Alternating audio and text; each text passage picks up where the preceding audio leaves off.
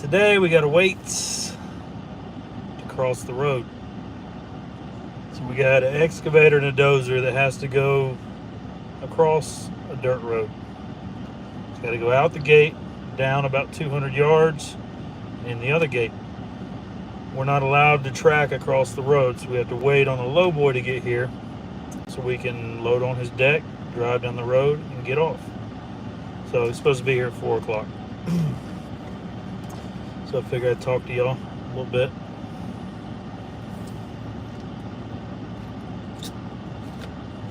I don't never get on midday though. This is like a first thing. Right?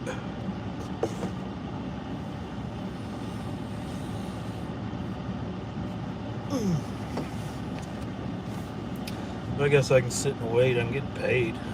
Can't complain about that. I watched TikTok for like 2 hours. Now I'm bored. What's up, Diesel? But what's up, brother? What's up, Corey? Corey, I get on at night about once a week now. Yeah, like once a week. But very rarely can I get on here during the day because I'm at work. But I have to wait to get my machine across the road. We have to have a low boy to move it across the road. So they're supposed to be here at 4, and right now it's 2:38. So hurry up and wait. You know how the saying goes. It's hot. It's dusty. It's West Texas, baby. But this is where the money's at. So I can't complain.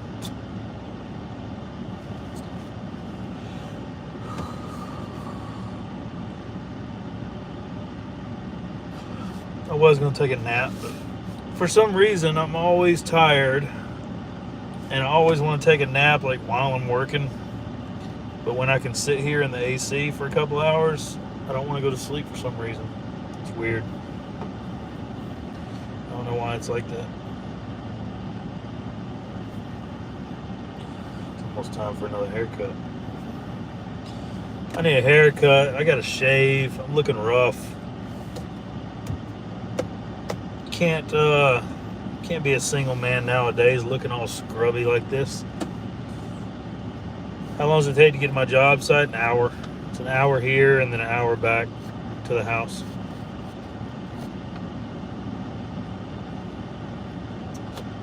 But yeah, I mean, I'm middle of nowhere. Out in the middle of nowhere.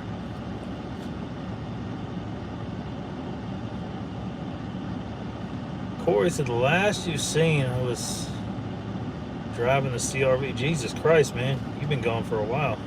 A lot has changed since then. A lot. I've had another kid. I got divorced. A lot has changed. But life's good, man. I can't complain. I'm healthy, making a good living. My head's in the right place. Miss my babies a lot, miss my youngins, but daddy's got to work, daddy's got to make money, so Mo Black said probably 50. Man, you're not exaggerating. Since the CRV, I bet it's close to 50. That one year I went through a good 25 in 1 year. Like, what was that, 2 years ago? I went through a lot. Like every week or two, I was trading. I started out with like a $9,000 vehicle, would work my way up to about a $25,000 one, sell it, buy another $9,000 vehicle, work that one up, sell it, and just keep the profit. Like, it was a lot of work. I think that's part of why I'm divorced. Christina hated that shit.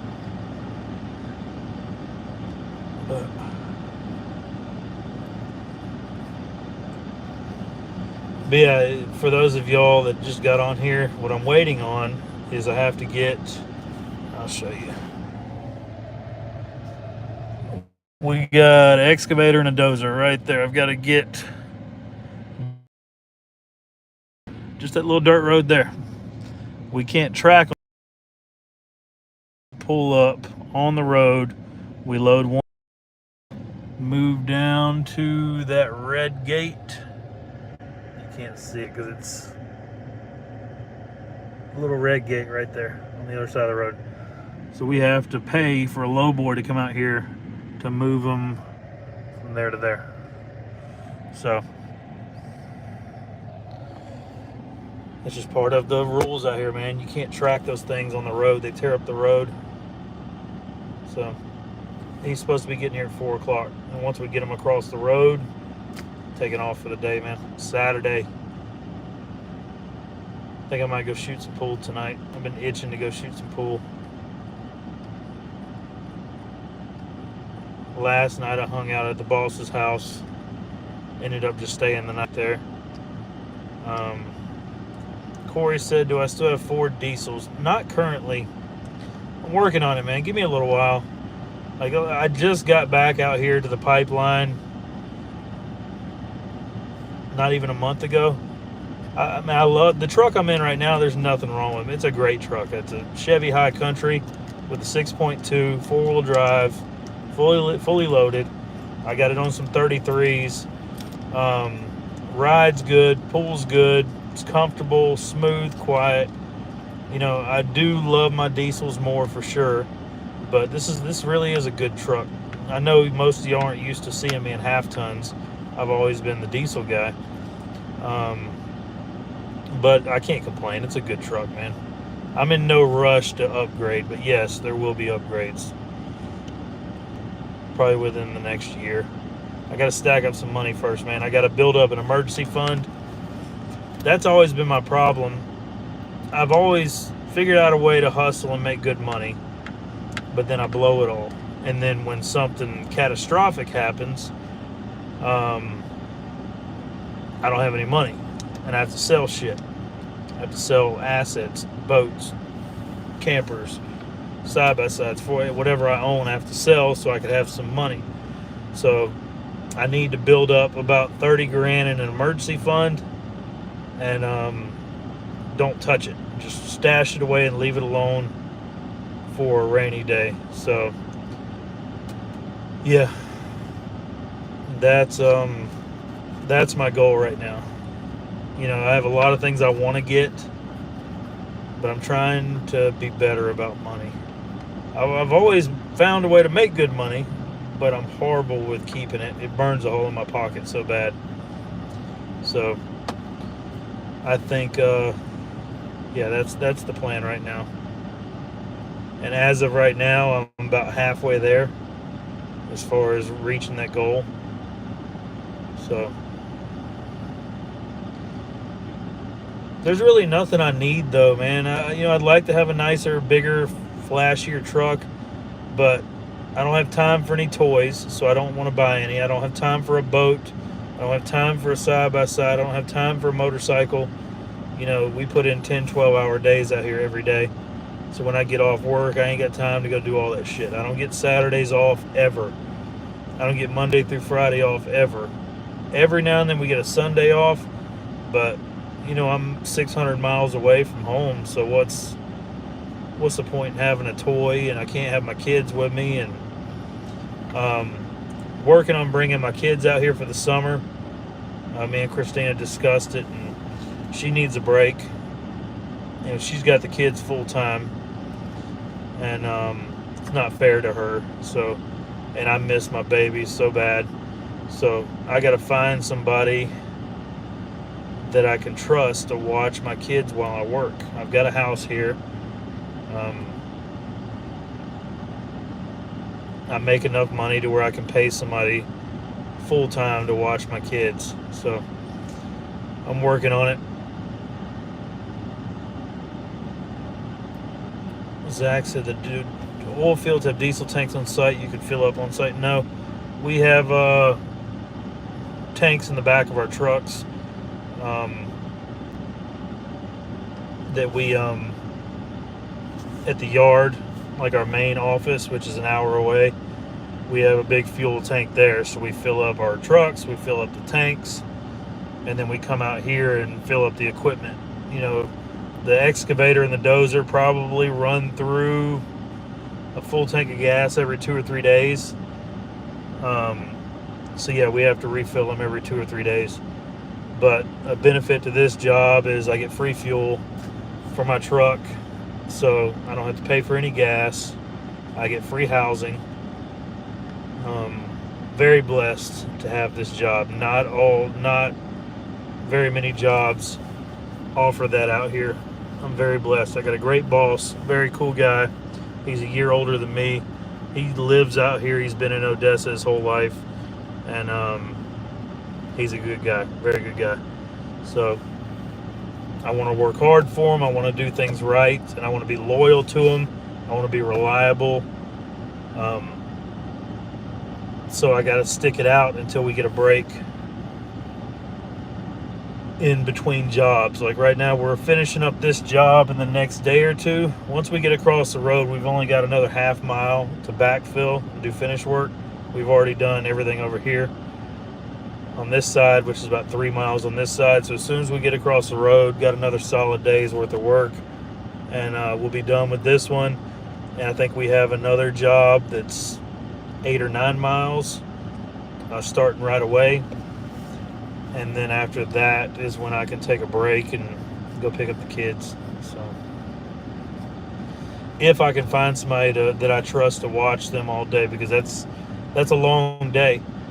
I'd need them there at 6 a.m. every morning, and I usually don't get back till about 8 p.m. And it's 6 or 7 days a week. I put a post on Facebook and Instagram. I'll pay $1,000 a week for somebody that can do that, plus expenses, buying them food and taking them places and their fuel and everything. So I think that's pretty fair. I could be wrong. I've never shopped around for a babysitter, but I think $1,000 a week is pretty solid, but to watch my kids. But we'll see. Hopefully I can find somebody. If not, I have to figure something else out. But I can't leave from out here, man. I'm stuck. I can't leave West Texas right now. What else am I gonna do? Where else can I possibly go to make this much money with my limited education? My background is fucking crazy. With my skill set, I'm good on an excavator. I mean, that's what I know how to do. I'm pretty good at it. I'm not a pro, but I'm pretty good. I'd say I'm semi-pro, but they pay me more than what a fucking doctor makes in Mississippi. So I don't know what I could possibly do in Mississippi unless I owned my own machine. Like if I had enough money and bought my own machine and was able to start a business back home doing the same work. But even then, man, I have zero overhead out here. These aren't my machines. I hop in somebody else's equipment, and they pay me a crazy amount of money to run somebody else's equipment. And then the per diem and the truck pay and the free fuel, free housing, health care, all that stuff, man. It's hard to beat that, man. I think that's why a lot of men out here are divorced.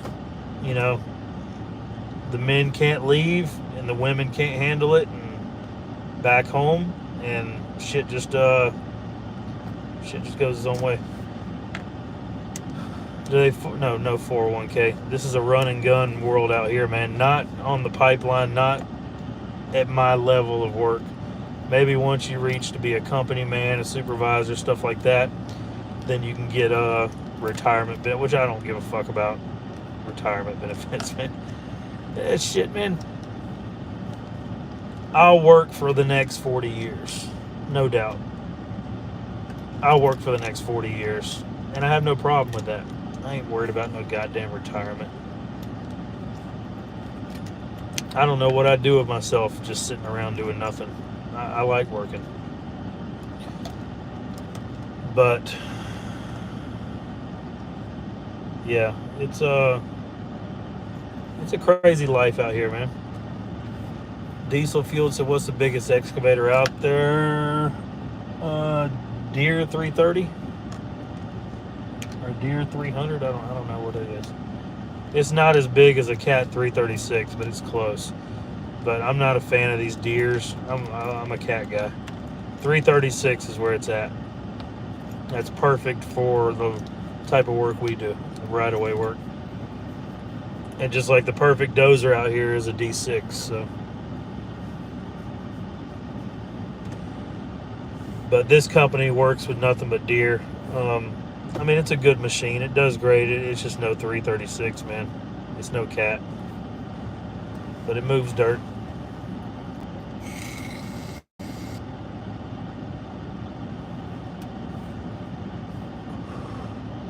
The controls aren't nearly as smooth as a cat, and the hydraulics don't have the ass that a cat does. You know, if you're in a bind with the bucket, if the bucket's in a bind, you know, digging down into some of this rock and stuff, and you're trying to move your tracks at the same time, it ain't got the juice for that, man. You got to pick one or the other, move the boom or the tracks, and so it gets a little aggravating at times, but it gets the job done.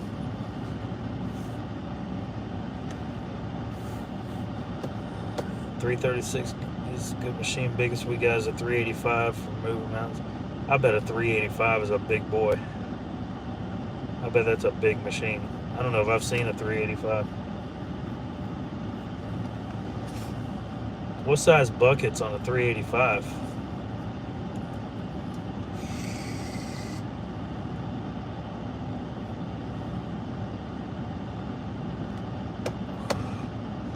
Still dropping weight.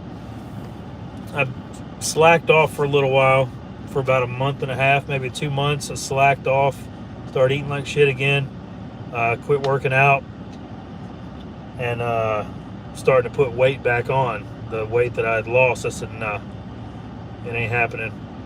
So I'm back on water and eating healthy again. I still go out to eat once or twice a week and eat like crap. But for the most part, you know, we have to bring our own lunches out here. Everything that you're going to have for a 12-hour day out here, you better have it with you. From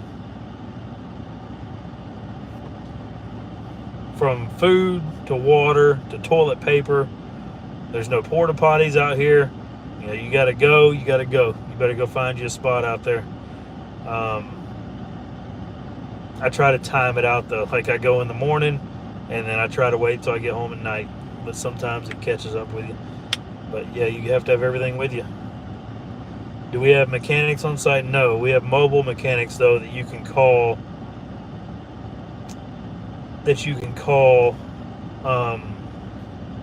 And they'll be out here within an hour.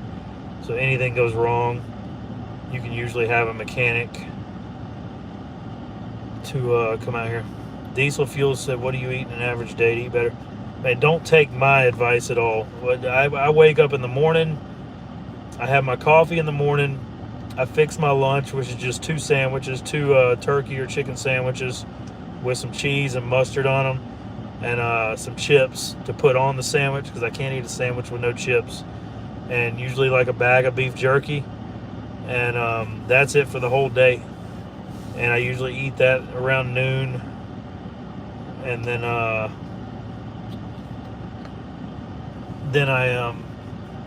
when I get off work, you know, around 8 o'clock, I'll go take a shower, and I'll go in town like around 9 or something, might get some dinner, or else just fix something at the house. Usually just something small, something that goes in the microwave or whatever. Dyson said, how you eat on the Adderall? Man, I haven't been on Adderall since 2019. I quit back then. Haven't touched it since. Yeah, I miss it sometimes, just the energy it used to give me. But no, I hadn't been on any medication since 2019. I do take testosterone shots, though. I went to a TRT clinic back home, which I took my last shot on Tuesday. So I have to figure out how to get more, because you take one shot a week right in your ass. But that boosted my energy levels up so much, man. My testosterone levels were so low, and after I took that shot, it took about a month to kick in after about 4 shots, but man, now I feel so good. My attention is so much better, my energy, my attitude, you know, I don't require but 5 or 6 hours of sleep. I'm good, man. It yeah, I don't know if I don't know if I could quit that and be okay. So, yeah, I think I need to set an appointment here locally because they have clinics everywhere. I've just been procrastinating about it, but I need to call Monday and get an appointment because they want to test your levels before they prescribe you to a certain dosage.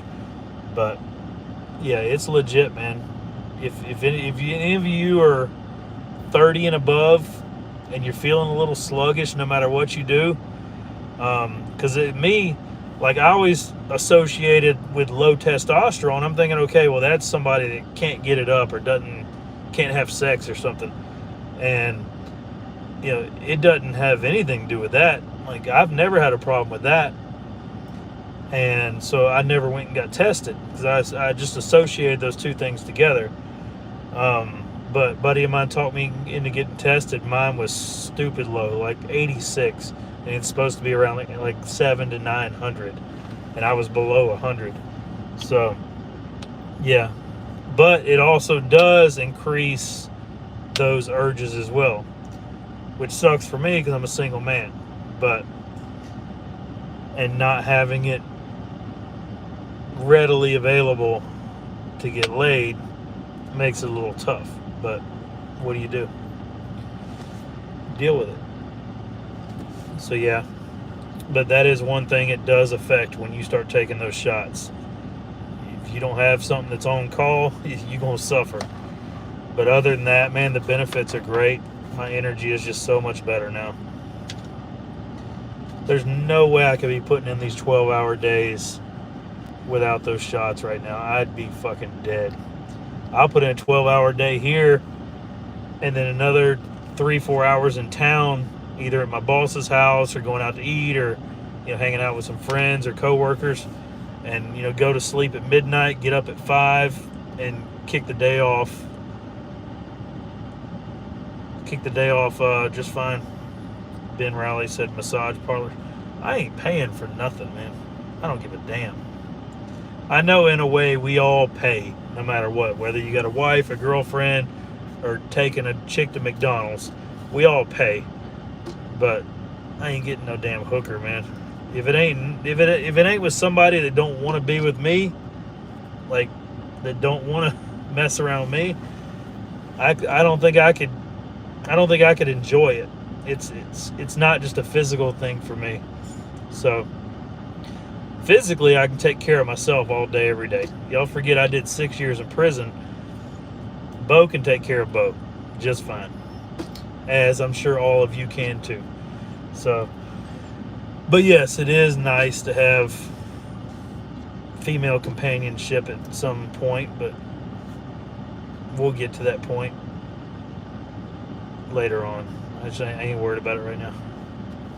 Yes, I have been on a date or two, but that was just to see if I still got it. Just to see if old Bo can still get out there and do it. So, is whatever. I care less. I'd rather keep my money in my pocket.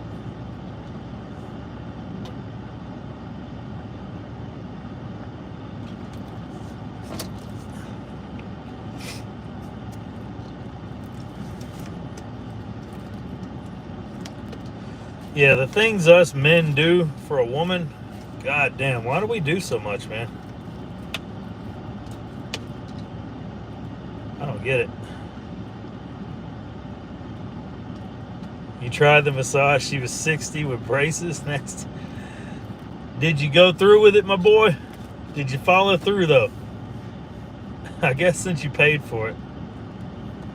A lot of women anymore just want an ATM.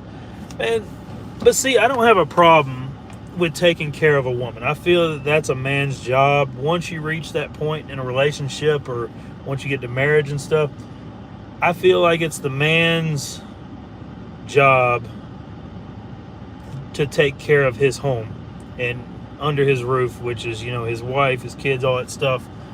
I feel that's the man's job. I got no problem with that. But no, I'm not going to have some woman say, give me money and I'll sleep with you. If it turns out to be where it's a good woman and we have a thing together, and I make more than she does and I can help her out, sure, no problem. I got no problem with that. But you're not fixing to come at me like I'm some old sugar daddy and just a weekly paycheck for me. It wouldn't do it for me. I could probably do that, and I could probably find, little young girls around here that have that mind frame that would, they'd get with me and all I gotta do is pay their bills. But I don't think it would do it for me, man. I don't think that would satisfy me. So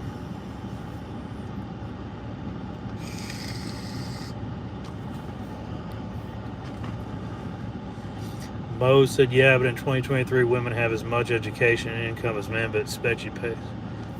Well, her money is hers. Yeah, I know what you mean, man. It's a different world we live in now.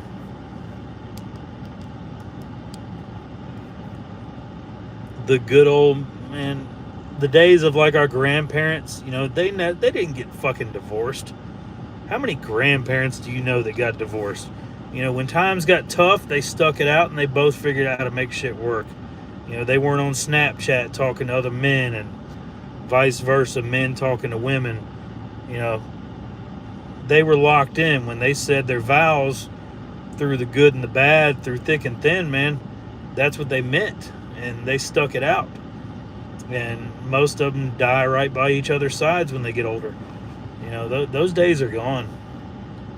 Those days are gone. Social media is making women and men feel like they're worth more than they are. And it's just, it's ruined the traditional relationship and marriage. And it's so easy to hop in a bitch's DMs now and sell her some kind of dream, make promises I can do more than he can do. And, a lot of women don't fall for that shit, but some of them do. And it hardly ever pans out to what was expected. But, I'm in a good position now. I've made it through the hard part of my divorce. I think I've been able to emotionally detach myself from the situation now, and now I look at it. I don't have the emotion that caused so much hatred and anger and jealousy and all that stuff. I don't have that stuff anymore in my heart. So, I've still got love for the mother of my children because she's the mother of my children, but not that type of love. It's just not, that's not there anymore. And I don't mean that in a way to think I'm some kind of badass or something. It still bothers me all the time that my marriage failed. That's nothing to be proud of. That's nothing to be happy about. That's when you're 42 and your marriage fails after 11 years and 3 kids. That's tough on a man. That eats at you, wondering what could have been done differently. But once it reaches past the point of no return, which we've went beyond that point, once there's no turning back, that's when things get a lot easier. When you finally get it in your head that it's not salvageable anymore, it won't be fixed, there's no scenario whatsoever that could change things. Once you finally really lock that in your head, not just saying it out loud because I've said it before, but in my head I was still thinking, man, I can do something to fix this. I can do something to make her love me again. I can do something to make her be happy with me. And then when you realize that you can't, that there's no possible scenario to make that happen, once you reach that point, life gets better. And I'm nowhere near over everything, but I can see the light at the end of the tunnel now. And I don't stay up all night, all up in my feelings and shit anymore, and it doesn't affect my work. It doesn't affect my relationship with my friends and coworkers. If I don't say it out loud, they don't even know what I'm going through. Usually you can look at somebody and tell that they're going through some shit. I I don't carry myself like that anymore. You know, if you see me out in public, I look happy, I look content, and that's the way it is now. So yeah. But like I said, man, I ain't got nothing bad to say about her, man. I wish her the absolute best in the pursuit of her happiness, whatever that may be. So it's yeah, I mean, it's the mother of my kids. If she's not happy, my kids aren't happy. So since she's the primary caretaker now, I send her money every Friday as soon as I get paid. But yeah. So hopefully, if any of you guys go through what I've been through, or you have been, or you might, just watch how I handled things and learn from the things I did wrong. I'm talking about post-marriage, afterwards, the way I acted out right in the beginning, and the passive-aggressive stuff I did, you know, pretending like it didn't bother me, but everybody knew it did, and, you know, it just, try to handle it in the best way you can. And I know it's easier said than done. So just don't get yourself in any trouble. That's the worst thing you can do for your kids, is getting in trouble. So I think being 600 miles away right now is the best possible thing for me. It was the best move I could have made financially, emotionally, to get my head right. So because when you're 3 states away, 600 miles, can't do shit about nothing. So you ever get the urge to, you know, who the fuck is she talking to, or where's she going tonight, or who's she with, or, you know, you get those urges to want to know that stuff, or you might have an emotional urge like, man, I want to go over there and hook up with my ex-wife, and shoot your shot. And it might happen, it might not, but now, being this far away, it takes away all those options. It takes away every one of them. So it definitely helps.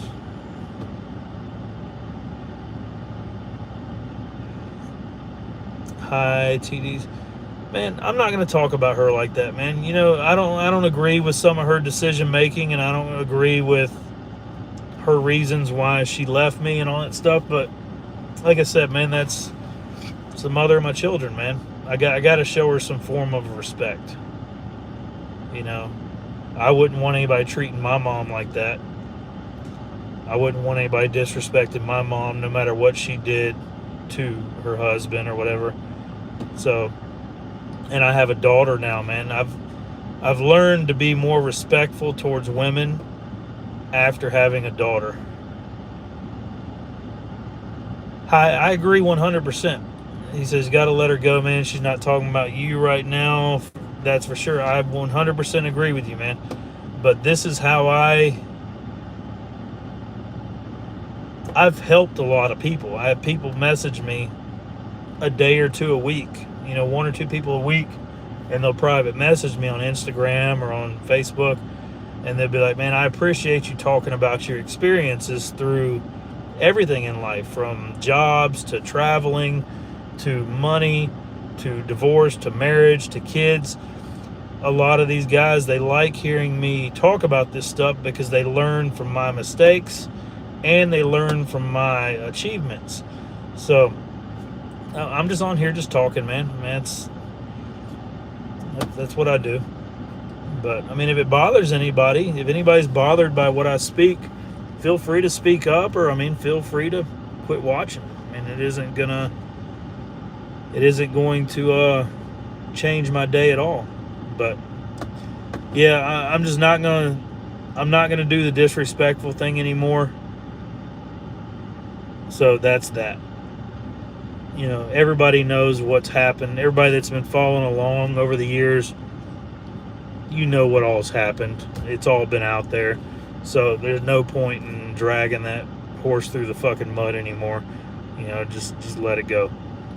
So, but I'm gonna speak on my day-to-day progress on getting past the whole situation. And I think I'm almost there as far as being fully beyond it.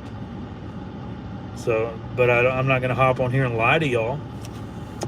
So if you want to hear people tell lies, there's plenty of other channels that'll sell you on bullshit. I'm not going to do it. So.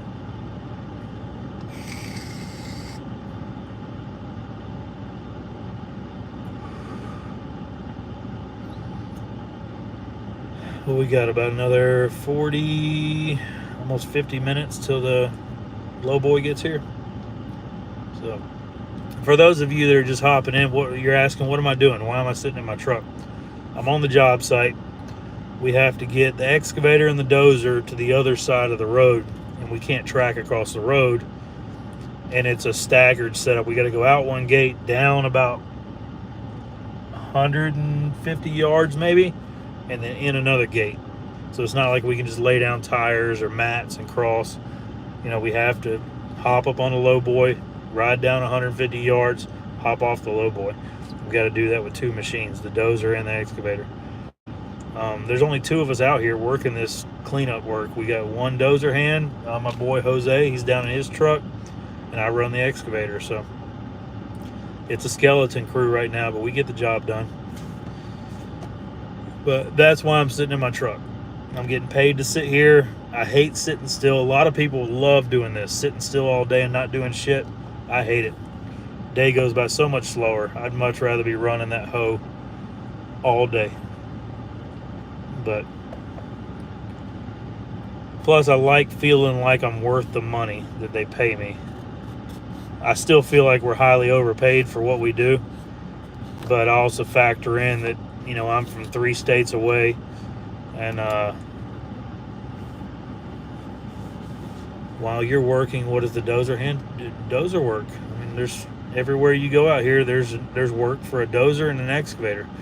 So he does all the grading, and he backfills the ditch. I work around the hot lines and the fences and the PIs and the bell holes and all that stuff. Places he can't get his dozer, that's where I do my work. But he does the main long stretches that are, you know, a half mile or a mile long. And he's the one that pushes dirt with the dozer. So yeah, we work in sync, man. We work at the same time and work our way down. So we're usually within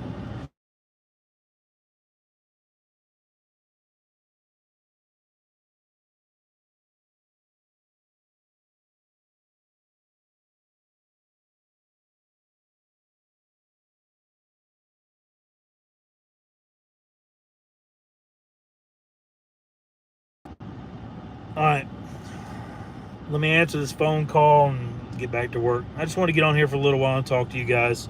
Sorry if my personal life offends some of y'all, and yes, I realize that I talk about things a lot more than she does, so she's just a lot more private person when it comes to personal business like that. So yeah, anyway, we'll catch up with y'all later, man. I'm gonna go out and probably shoot some pool tonight. Hell, I might go live again tonight, so we'll holler at y'all later. Appreciate y'all.